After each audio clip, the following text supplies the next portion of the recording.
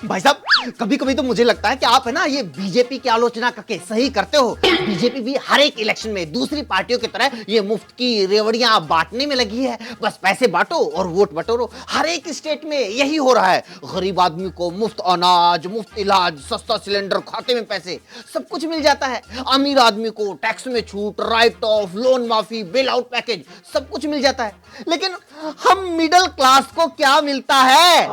Middle class को मुसलमानों के घर पर बुलडोजर चलने की खुशी, ट्रिपल तलाक खत्म होने का सुख, हिंदू राष्ट्र बनने की उम्मीद, विश्व गुरु बनने का सपना, दुनिया में बज रहे डंके का शास्त्रीय संगीत, नए नए पाखंडी बाबाओं का आशीर्वाद, रैलियों में मोदी का भाषण, रेडियो पर मोदी के मन की बात, टीवी पर मोदी का गुणगान।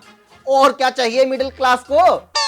मजाक उड़ा रहे आप तो। भाई साहब, ये कोई तरीका है? हर बात को मजाक में नहीं उड़ाना चाहिए। भाई मजाक तो खुद मिडिल क्लास ने बना रखा है अपना। मोदी, बीजेपी या कोई भी पार्टी मिडिल क्लास के बारे में क्यों सोचेगी जब वो खुद अपने बारे में नहीं सोच रही। आज देश में मिडिल क्लास का काम सिर्फ इतना रह गया है कि हर चीज के ऊपर टैक्स भरो, लोन की किस्तें भरो, गैस बिजली पानी के बिल भरो, स्कूल और अस्पताल की महंगी फीस भरो, टीवी पर हिंदू मुसलमान की बहस देखो, व्हाट्सएप के ऊपर हिंदू मुसलमान के मैसेज फॉरवर्ड करो, जात धर्म के नाम पर वोट करो और सो जाओ। क्या मिडिल क्लास को कभी देखा है कोई आंदोलन करते हुए, कोई मांग उठाते हुए या कोई सवाल उठाते हुए? अरे वही तो दिक्कत है। क्या क्या मांगे उठाएं, क्या सवाल उठाएं। यही कि अमेरिका से भी ज्यादा टैक्स देने के बाद भी हमें सोमालिया जैसी फैसिलिटी क्यों मिलती हैं?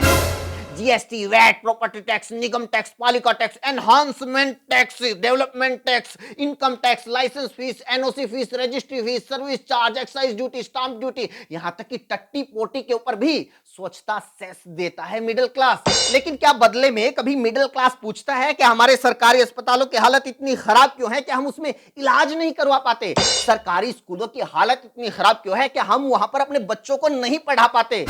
सरकारी ट्रांसपोर्ट की हालत इतनी खराब क्यों है कि हम हमेशा अपनी बाइक और गाड़ी लेकर ही चलते हैं?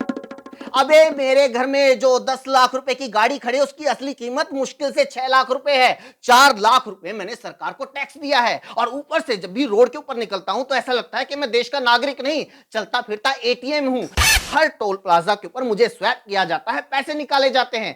उसके ऊपर 100 रुपए का पेट्रोल डलवाता हूं तो उसमें से 40-50 रुपए सरकार को टैक्स दे देता हूं। और बदले में क्या मिलता है? जरूरत पड़ने पर टाइम पर एम्बुलेंस और पुलिस तक नहीं आती।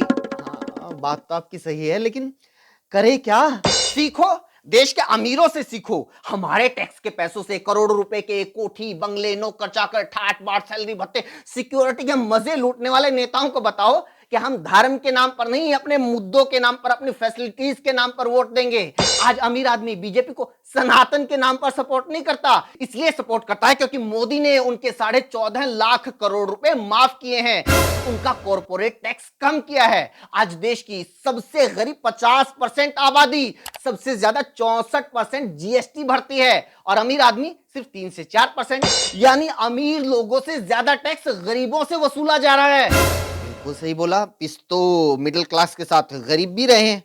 भाई गरीब आदमी तो फिर भी सरकारी स्कूल, सरकारी अस्पताल, सस्ती बिजली पानी, सस्ता गैस सिलेंडर या कोई डायरेक्ट कैश जैसी स्कीम का फायदा लेकर अपने हिस्से का कुछ पैसा सरकार से वापस ले भी लेता है। लेकिन मिडिल क्लास तो हमेशा सिर्फ देता ही देता है। और जब तक मस्जिद के नीचे मंदिर मिलते रहेंगे, जब तक औरंगजेब और बाबर के नाम से डरते रहेंगे, जब तक धर्म के नाम पर आपस में लड़ते रहेंगे, मिडिल क्लास आदमी इसी तरह निस्वार्थ भाव से अपना सब कुछ सरकार को देता रहेगा, लुटता रहेगा, कोई शिकायत नहीं करेगा।